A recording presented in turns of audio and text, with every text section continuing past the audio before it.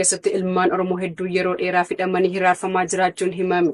Bal'inni isaa akka taanutti isiniif dhiyaata. Godina Arsii Aanaa Martii keessatti ilmaan Oromoo hedduun badii tokko malee maqaa waraana bilisummaa Oromoo waliin hariiroo qabdu jedhuun yakkamanii yeroo dheeraaf waajjira poolisii aanichaa keessatti hidhamanii dararamaa jiraachuu maddeen arraata biyyoolessa Oromiyaatti himanii jiru. Haaluma kanaan ganda Wataroo Diinoo irraa namni maqaan isaa Nuuraa Mahammad jedhamu baatiiwwan 5 oliif hidhamee hiraarfamaa jiraachuu maddeen dabaluun eeranii jiru. Kana malees yeroo ammaa kana aanicha guutummaa keessatti saamichi maqaa kaffaltii gosa garaa nagahee seeraa hin qabneen hawaasa harka qalleeyyii irratti jabaatee jiraachuu maddeen arraata biyyoolessa Oromiyaatti dabalataan eeranii jiru. Aanaa Amuruu keessatti hidhaan hawaasa nagaa irratti lukkeelee bilxiqinnaa geggeeffamu jabaatee jiraachuun barame.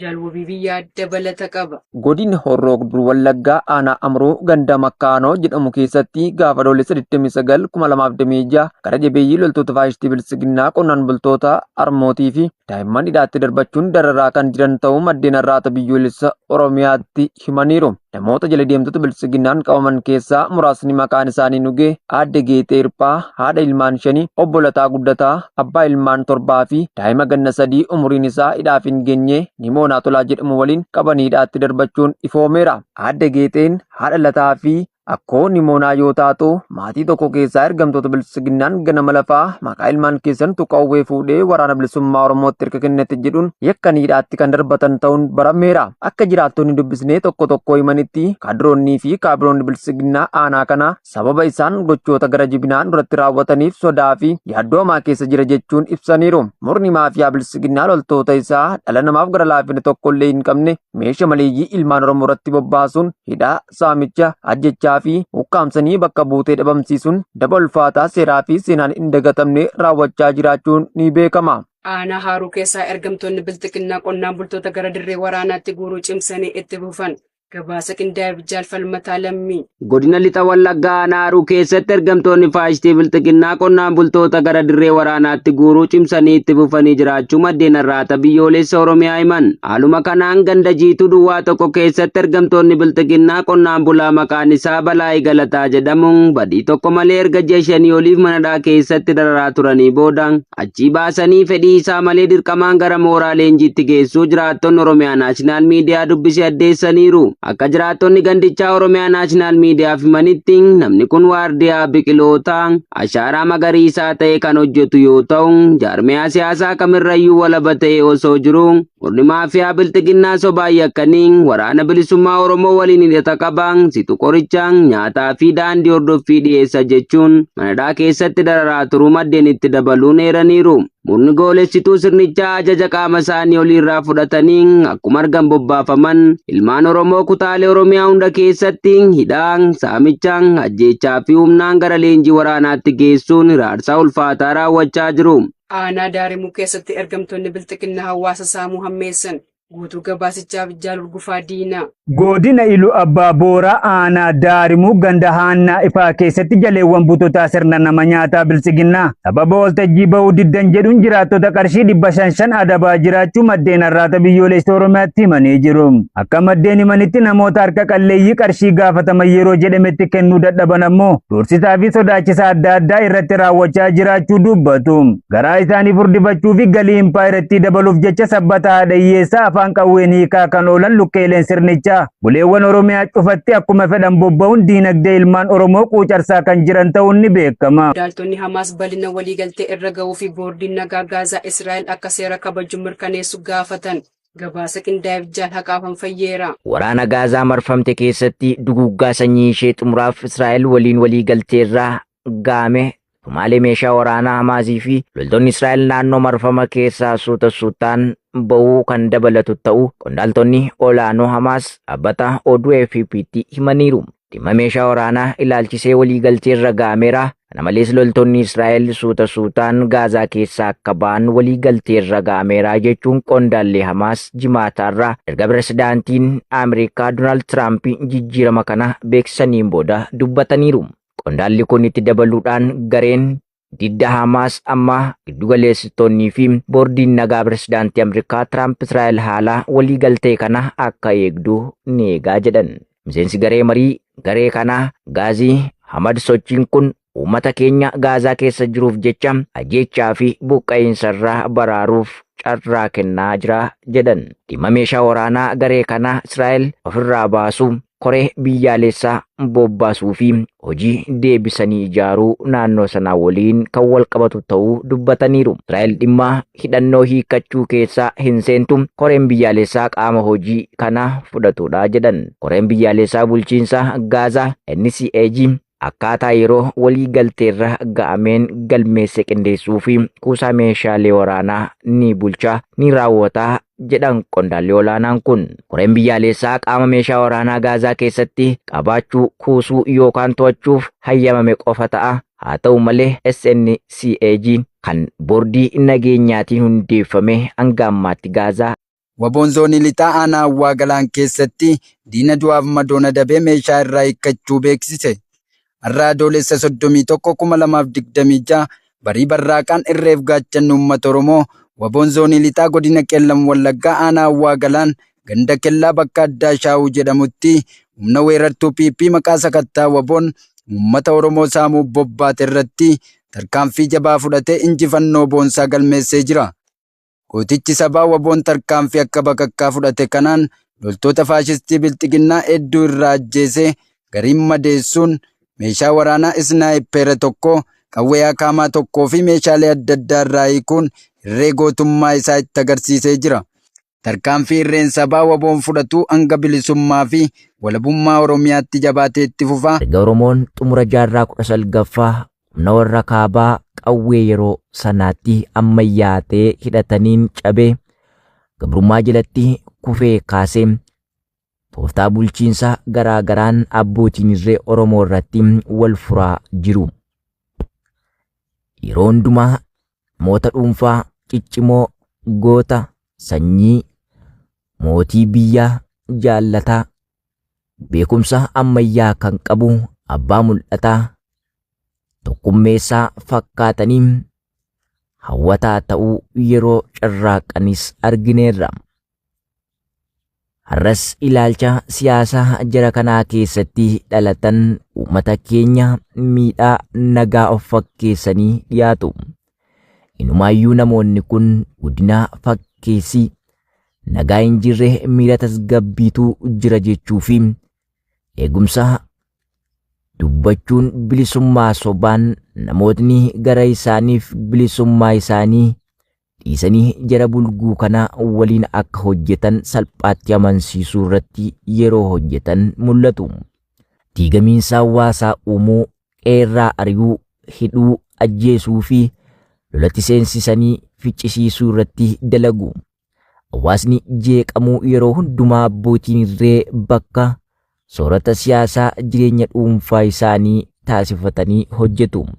Bilchiginnaan kana jabeessee irratti hojjetaa jira.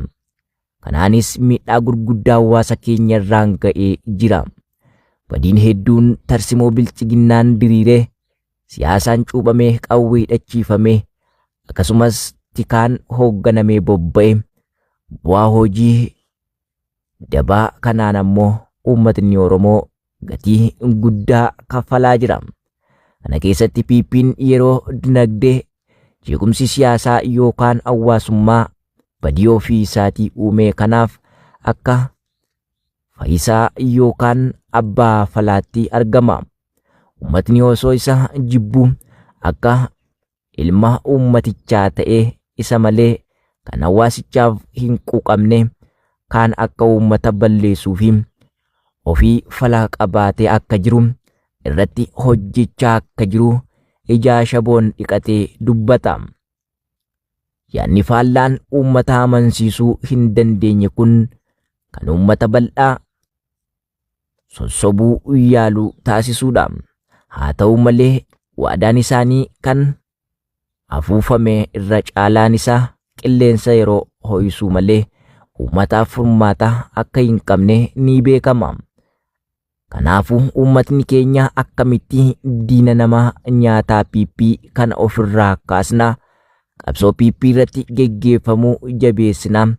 Tokkummaa keenya wabii egeree Oromiyaa gochuun sossonaa kan jedhu irratti xiyyeeffachuu qabna. gareen badii bilchiginnaa akkamitti aangoo jabeeffadhaa fi eeggachuu danda'a kan jedhu gaaffii qananii keessa jiraachuun ni beekama. Kan uummata keenyaa garuu akkamiin jiraachuu danda'a waan ta'eef gaaffii sarvaayivaal jiraachuu fi jiraachuu dhabuu ta'uu hubannee deemuu qabna. Bilchiginnaan Oromoo qe'ee irratti ajjeechaa suukkanneessaa irratti raawwachaa qabeenya mancaasaa fi akka uummataatti diigee of jalatti akka barbaadetti bulchuuf raawwachaa jiraachuun seenaa Oromoo keessatti yeroo rakkisaa fi ulfaataa sabichi akka argu taasisee jira. Bilchiginnaan uummata Oromoo cabsee bulchuuf tokko uummata Oromoo saboota biroo walitti buusuu fi ofii isaa gidduuttis akka nagaa hin arganne gochuu. 2 garee lallaafaa qabatee maallaqaa fi aangoon kaasuun hawaasa dhaabilee fi namoota dantaa waloof dhaabbatan irraan miidhaa geessisuu. 3 tapha garee yookaan nama komachuu akkasumas qaama isaan falmaa jiru qaama sadaffaaf kennuu. 4 olola jabaaf nama qindeessanii bobbaasuu propaganda lords warra ta'an. Taateen bilchiginnaan uummata Oromoo cabsuuf irratti hojjetaa jiru kun uummata Oromoo meeshaa bilchiginnaa gochuurraa kan darbee bu'aa fiduuf hin qabu. Kanaaf uummatni keenya hafan tokkoon PP aangoorraa kaasuuf qabsoo gaggeessuu irratti waliigaluu qaba. Waliigaltee isaas hojiitti galee agarsiisuu qaba. Sababni uummatnis bulchiinsi abbaa irree akka jiru akkasumas akka dhabamsiifamuuf ga'ee taphatu ni qaba. Namoonni bifa dhuunfaa isaaniin abbaa irree ta'anii ba'uuf bulchiinsa ajajni isaanii qofti keessatti mul'atu uumuuf ni hojjetu. Abbootiin irree darbanii fi kan yeroo ammaa hedduun isaanii sadarkaa adda addaa ta'ee fi olaanaa ta'een kan rakkatan rakkoo sammuu, jeequmsa sammuu fi amantaa dhaban ni jiru.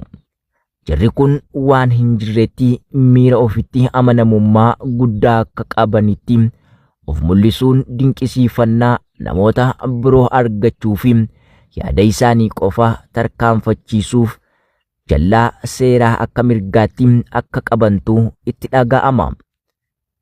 Uumamaan namaaf yaaduu yakka hojjetaniif gaabbii dhabuun amala isaaniiti.